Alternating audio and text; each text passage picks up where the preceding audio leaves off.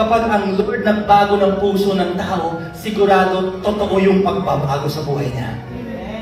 We need a change of heart. And the Lord has promised this to us.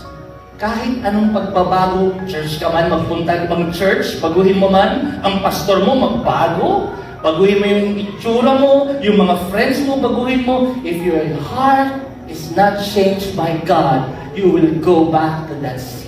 In Ezekiel 36:26-27, ano sabi ng Lord? Bibigyan ko kayo ng bagong puso. For sin problem to be solved, the heart must be changed. Bagong puso at bagong espiritu. Ang matitigas niyong puso ay magiging pusong masunurin. Amen! Ibibigay ko rin sa inyo ang aking espiritu para maingat ninyong masunod ang mga utos ko at mga tuntunin. Ang tunay na pagbabago nagsisimula sa pagbabago ng puso. At ang pagbabago ng puso, tanging Diyos lamang ang makakagawa.